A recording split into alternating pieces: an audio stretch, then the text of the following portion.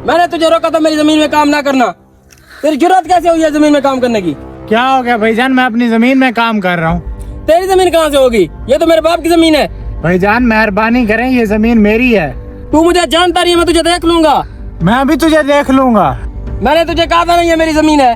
अब तुम्हें याद आया जब मैंने गंदम काश्त कर ली है। मैंने तुझे कहा था कि तुम मेरी जमीन में गंदम काश्त करो। जमीन मेरी है, गंदम मैं नहीं काश्त करूंगा और कौन करेगा? मैं तुझे बताता हूँ कि कैसे गंदम काश्त करते हैं। मैं तुम्हें बताता हूँ कि दूसरों की जमीन में कैसे आते हैं। चल फिर मैं तुझे थाने में बताऊंगा। चल मैं भी तुम्हें थाने में बताऊंगा। ओ रुको रुको भाई रुको, किधर जा रहे हो? खैर है? भाई मैं थाने जा रहा हूँ। क्यों? यार इसने ना मेरी जमीन में कब्जा कर रखा है। वो जमीन मेरी है। का जमीन का मामला है ना, थाने पे क्या करने जा रहे हो? सरदार के पास चलो। यार सरदार के पास कैसे जाए? सरदार तो बूढ़ा हो चुका है। आप लोगों को पता नहीं है, सरदार ने हमें कहा हुआ है कि जो भी मामला हो थाने वाने पे नहीं जाना, सीधा मेरे पास आना है। आप लोगों को सरदार के पास चलना चाहिए, थाने पे नहीं जाना चाहिए, ठीक है? हाँ यार, सरदार के पास जाना चाहिए।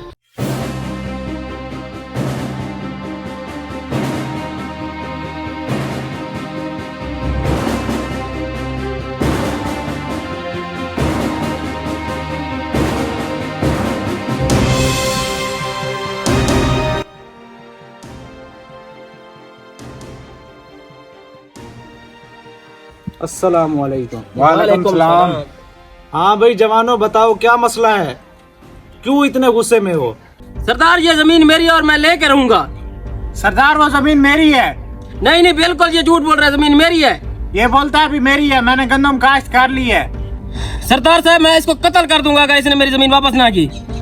मैं तेरे बाप दादा को जानता हूँ। तू मेरे बाप दादा को जानता था लेकिन तू मुझे नहीं जानता। बस बहुत हो गया, तुम लोग अब घर जा सकते हो, तुम्हारा फैसला कल होगा। जा सकते हो तुम लोग। कल जिसको जमीन मिलनी होगी मिल जाएगी। सरदार साहब, लोग आजकल कहते हैं कि सरदार साहब बूढ़ा हो गए, दाढ़ी को ना कलर किया करें, कलर। यार वो इसलिए नहीं कहते कि मैं बूढ़ा हो गया हूँ कि मैं बूढ़ा लगता हूँ, वो इसलिए कहते हैं कि मेरे पास अब वो जमीन जायदाद नहीं रही, अब मेरे पास पैसा नहीं रहा, इसलिए लोग कहते हैं कि बूढ़ा हो गया, इसकी पावर खत्म हो गई है। जी जी जी। एक वक्त होता था कि दबदबा हुआ करता था हमारा, एक वक्त हुआ करता था कि हमारी ये सारी जो जमीन तुम देख रहे हो ये हमारी हुआ करती थी, लेकिन आज नहीं है। उस वाक़ये ने जिंदगी बदल के रख दी है हमारी, तुझे पता है इस बात का? जी जी।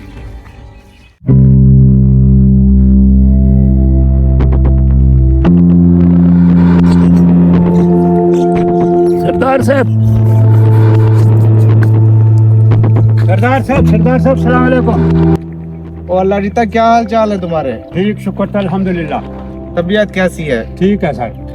मैंने कहा जाके अल्लाह रीते को मिल आए। मेहरबान की सर, मेहरबान की। सरदार साहब चले घर चलते हैं। नहीं नहीं अल्लाह रीता, हम बस आपसे यहीं पे कुछ बात करने आए हैं, बात करके चले जाएंगे। सरदार साहब हुक्म करें। अल्लाह रीता, हम सोच रहे हैं कि इस दफा वोट आप अपनी मर्जी से जिसको चाहें दे दें। सरदार साहब ये कैसे हो सकता है? पहले भी आपकी मर्जी से देते थे, अब भी आपकी मर्जी से देंगे। हमें क्या पता कैसे लोग हैं वो, कौन सही है कौन गलत है, हमें तो नहीं पता भाई। और नहीं अल्लाह रीता, नहीं ऐसी बात नहीं है। तुम देख रहे हो कि इस दफा हालात कितने गंभीर हो गए हैं। मेरे हाथों में क्या है? कुछ भी नहीं। वो दिन हुआ करते थे जब हम इन सब मामलात में पड़ा करते थे, लेकिन हम इस बार सोच रहे हैं जो जिसको वोट देना चाहे वो वैसे दो। सरदार साहब ये कैसे बात कर रहे हैं? आज भी वो दिन मुझे याद है। सरदार साहब, हमारी बस्ती को आग लग गई है, कुछ करें हमारी बस्ती के लिए, मेहरबानी कर। सरदार साहब हमारे रहने की कुछ बंदोबस्त करें। बाबा जी आप परेशान ना हो, मैं करता हूँ कुछ। मुंशी, जी सरदार साहब। कितने पैसे पड़े हैं हमारे पास? सरदार साहब पैसे तो नहीं पड़े। पैसे नहीं पड़े? मेरी जमीन के जितने कागजात है सारे ले आ। सरदार साहब लेकिन ये तो दूसरे गांव से है। मुझे ये बात ना सिखा, कागजात ले आ तू। इनके पास घर नहीं है, हम दूसरा गांव देखते रहे। सरदार साहब आपका शुक्रिया बहुत, आपका ये एहसान कभी कोई नहीं भूलूंगा। एहसान नहीं है बाबा जी, आप जाएं, आप जाएं, आप टेंशन फ्री होके जाएं, आपको घर बनाए मिलेंगे। जो आपने एहसान किए थे हमें याद है। लोग तो ऐसे बातें करते रहते हैं। सरदार साहब, मैं बहुत अच्छी तरह से जानता हूँ आपको। आज भी मैं आपके साथ खड़ा हूँ। ओ अल्लाह रिता, कोई बात नहीं है, ये मेरा हक था जो मैंने अदा किया था। मैं इस इलाके का बड़ा हूँ, ये तो मुझ पे फर्ज है कि तुम्हारी परेशानियों में मैं तुम्हारे काम आऊँ। कोई ऐसी बात नहीं है। लोगों को इतना समझ भी नहीं आ रही। आपके बहुत एहसान है इस इलाके पे, बहुत काम किया है आप लोगों ने। देखें अल्लाह रिता, ये चीज हर बंदा नहीं समझता।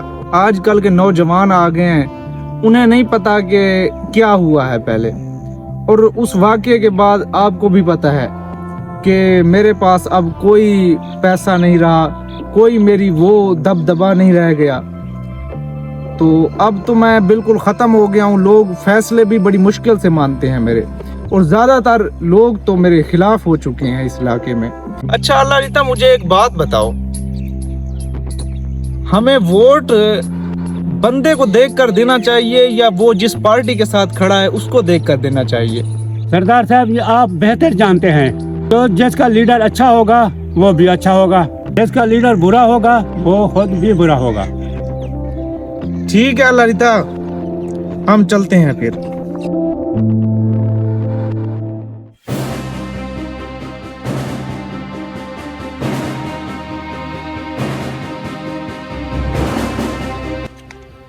अस्सलामु अलैकुम वरहमतुल्लाहि वबरकातुहू। वालेकुम सलाम। अच्छा, तो क्या मामला था, अब एक एक करके बताओ दोनों। सरदार साहब, दरअसल बात ये है, ये हमारे घर काम करता था, तो मेरे वाले साहब ने इनको 1 एकड़ जमीन दी थी, तो मैं अब वो जमीन अपनी वापस लेना चाहता हूँ।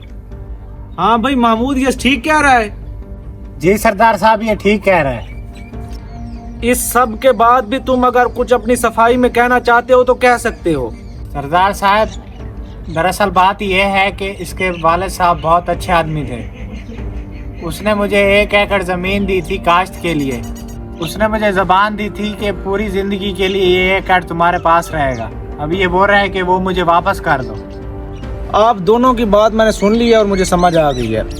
आपके वालिद साहब ने अपनी लातादाद ज़मीन में से इनको 1 एकड़ ज़मीन दी थी कि ये गरीब है, चलो ये हमेशा के लिए इसके पास रखेगा, और लिखाई पढ़ाई का ज़माना नहीं था तो वो लिखाई पढ़ाई हुई नहीं, और इसीलिए उसी चीज़ का फ़ायदा उठाते हुए तुम आज कह रहे हो कि इसे ज़मीन वापस कर देनी चाहिए। मैं आपको बताना चाहता हूँ कि पहले ज़माने में लोगों की जो ज़बान हुआ करती थी वही सब कुछ हुआ करता था, वही लिखाई पढ़ाई हुआ करती थी। आज आपके पास 40 एकड़ ज़मीन है, उसके बावजूद भी आप इस गरीब की 1 एकड़ ज़मीन लेना चाहते हैं।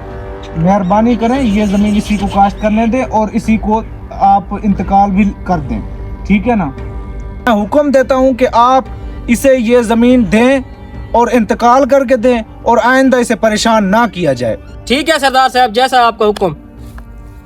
हाँ भाई, राजी हो? जी सरदार, बिल्कुल। चलो जा सकते हो आप लोग। सरदार साहब, ये बात आप कल भी तो कर सकते थे। हाँ बिल्कुल, कल कर सकता था, लेकिन कल ये दोनों बहुत गुस्से में थे। अगर मैं एक के हक में फैसला देता तो दूसरा मुझे अपना दुश्मन बना लेता। वो हमेशा के लिए इस बात को दिल में रख लेता कि सरदार ने मेरे खिलाफ फैसला सुनाया है। इसीलिए मैंने इन्हें घर भेज दिया ताकि इनका गुस्सा ठंडा हो जाए, और फिर मैं जो फैसला सुनाऊं ये उसको माने। किसी भी इलाके का सरदार अगर गरीब है तो इसका मतलब साफ है कि वो करप्शन फ्री है।